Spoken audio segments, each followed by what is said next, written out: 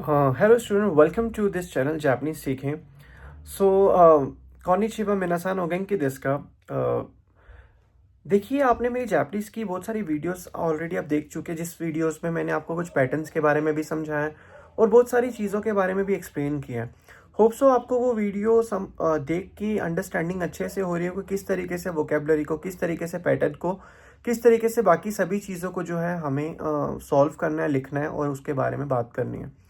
सबसे पहले हम एक चीज़ देखना चाहेंगे कि मैंने आपको ऑलरेडी बहुत सारी वीडियोस जो अपलोड कर चुका हूँ, जिस पे आप वोकेबलरी को समझ सकते हो, वोकेबलरी के बारे में बात कर सकते हो और उससे आप ही को ईजी होगा. जितना वोकेबलरी की अंडरस्टैंडिंग करोगे, समझोगे और पैटर्न्स को अच्छे से समझ आएगा आपको, तभी आप उस चीज़ को अंदर से समझ सकते हैं अच्छे से कि आपको उस चीज़ को कैसे लिखना है. जैसे एग्जाम्पल, मैंने आपको अपनी कुछ वीडियोस के अंदर दे पार्टिकल के बारे में भी बताया, गा पार्टिकल के बारे में भी बताया और नी पार्टिकल के बारे में बताया और दे पार्टिकल के बारे में बताया. अब आपको करना क्या है, इस पार्टिकल को यूज़ करके इससे रिलेटेड जो है सेंटेंसेस को आपको बनाना है. जितना आप इससे रिलेटेड सेंटेंसेस को आप बनाओगे, उतना आपको चीज़ें अंडरस्टैंडिंग अच्छे से होगी. जैसे मान लिया मैंने अपनी वीडियो के अंदर कुछ आपको एग्जाम्पल दिए कि इस तरीके से आपको पैटर्न को बनाना है, तो उस एग्जाम्पल की तरह आप सिमिलर एग्जाम्पल भले आप इंग्लिश के फॉर्मेट में बनाओ, लेकिन जो पार्टिकल है उस पार्टिकल की जगह पे आप वो पार्टिकल को लिख डालो, जिससे आपको आने वाले टाइम पे या फिर कोई भी दिक्कत परेशानी ना हो.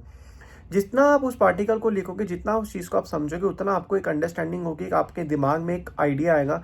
जैसे एग्जाम्पल, आप कहीं जाते हो, जैसे आप कहीं जा रहे हो, तो आप उस जाने वाली जगह पे जो है आप, जैसे मान लिया मैं मॉल जा रहा हूँ, वाता शिवा मोरू ए इकिमास. हालांकि मैंने अभी आपको ए भी एक पार्टिकल होता है, वो मैंने अभी आपको कराया नहीं है. तो जैसे हम कहीं भी जा रहे हैं, जैसे मान लिया मैं इस कमरे में हूँ, वाता शिवा हेया नी इमास, तो मैं इस कमरे में, ये वाला मैं पैटर्न आपको पार्टिकल के साथ जो है पैटर्न भी बता चुका हूँ, तो आप उसको जब वीडियो को देखोगे तो उससे रिलेटेड आप इस चीज़ को समझ पाएंगे. जैसे मॉल के अंदर वाता शिवा मोरू नी इमास, मैं जो है ऑफिस के अंदर वाता शिवा जिमशो नी इमास, आई एम इन ऑफिस. मैं स्कूल के अंदर हूँ, वाता शिवा गाक्को नी इमास. मैं मूवी थिएटर के अंदर हूँ, वाता शिवा एगाकान नी इमास. तो वाता शिवा एगाकान नी, नी मतलब इन की सेंस में आपका पार्टिकल जो है यूज हो रहा है. इसी तरीके से आप जो है किसी और पार्टिकल का भी यूज कर सकते हो. जैसे मान लिया वाता शिवा हेया नी इमास, मैंने आपको जैसे नी पार्टिकल के बारे में बताया. जैसे मान लिया मैंने एक दे पार्टिकल के बारे में बताया, वाता शिवा हाशी दे रामेन ओ ताबेमास, मतलब मैं हाशी यानी चॉपस्टिक से रामेन को जो है वो खाता हूँ. वाता शिवा बोरू पेन दे काकी मास, मतलब दे मतलब से की सेंस में, मतलब मैं जो है बॉल पेन से जो है वो लिखता हूँ. वाता शिवा ते दे हतराकी मास, मतलब मैं हाथ से जो है वर्क करता हूँ, हार्ड वर्क करता हूँ. मतलब बहुत सारी चीज़ें. हतराकी मास का मतलब होता है काम करना, जब हम कोई ऑफिस में जाके काम करते हैं. वाता शिवा ते दे हा हा हा ओ मिगाकी मास, मतलब मैं अपने हाथों से ब्रश करता हूँ. मतलब हाथों, हा मतलब होता है टीथ और मिगाकी मास होता है ब्रश करना. तो वाता शिवा तेदे मतलब हम ब्रश जब करते हैं, अपने ब्रश को हाथ से ही तो पकड़ते हैं और उस ब्रश पे कॉलगेट वगैरह लगा के फिर उससे हम ब्रश करते हैं. तो वाता शिवा कुरुमा दे इकी, मतलब मैं गाड़ी से कहीं जाता हूँ, कुरुमा दे इकीमास. तो इस तरीके से आपको छोटे छोटे सेंटेंसेस को आपको बनाना पड़ेगा.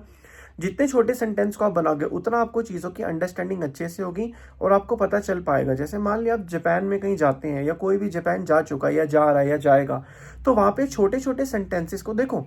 जापानीज अच्छे से आना वो अलग केस है, जापानीज को धीरे धीरे समझना वो अलग केस है, अच्छे से आने के बाद वो बोलना अलग केस है.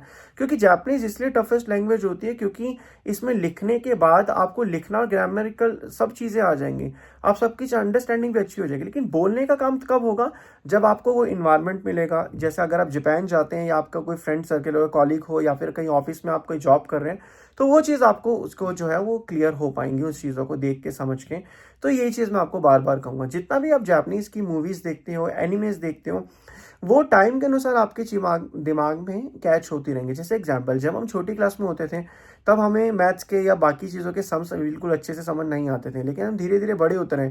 आज हमें कोई कहे कि इस सम को या इस क्लास के सम को आप जो है सॉल्व करो, तो आप अच्छे से सॉल्व उसको कर पाओगे. तो यही चीज़ इसने समझाया है कि जितना हम डे बाय डे वो कैप्स हमारे मन के अंदर सेट होती रहेंगी, दिमाग के अंदर सेट होती रहेंगी. जैसे आप एनीमे देख रहे हो सब टाइटल के साथ, अगर आप मेरी कुछ वोकेबलरीज को भी समझते हो, सुनते हो, पढ़ते हो, याद करते हो, तो आप देखना कि कोई ना कोई एनीमे के अंदर वो वोकेबलरी तो ज़रूर आएगी ही आएगी. जैसे मान लिया आपने बहुत सारे एनिमे के वर्ड्स भी पढ़े होंगे, जैसे इतादाकीमास, तदाइमा, और आपका शित्सुरेशिमास, और आपका वो होता है ओयासुमिनासाई। ये बहुत सारे एनिमे के ग्रीटिंग्स होते हैं, वर्ड्स होते हैं। ये कब यूज़ होते हैं और कैसे यूज़ होते हैं, उसके सेंस कैसे बनते हैं, उसको बोलते कैसे, उसको सुनते कैसे हैं, ये सब चीज़ें आपको धीरे धीरे करके टाइम टू टाइम अनुसार जो है अंडरस्टैंडिंग होती रहेंगी। सो बस मैं ये कहना चाहूँगा, होप्स आपको वीडियो पसंद आई हो। ये इन्फॉर्मेटिव वीडियोस है फॉर जापानीज लवर जो जापानीज सीख रहे हैं या जापानीज सीखना चाहते हैं। अगर आपको वीडियो पसंद आई हो तो वीडियो को शेयर करें, चैनल को सब्सक्राइब करें और अपने दोस्तों को ये वीडियो जरूर शेयर करें। बाकी आपसे मिलते हैं नेक्स्ट वीडियो में। Bye bye, take care, sayonara.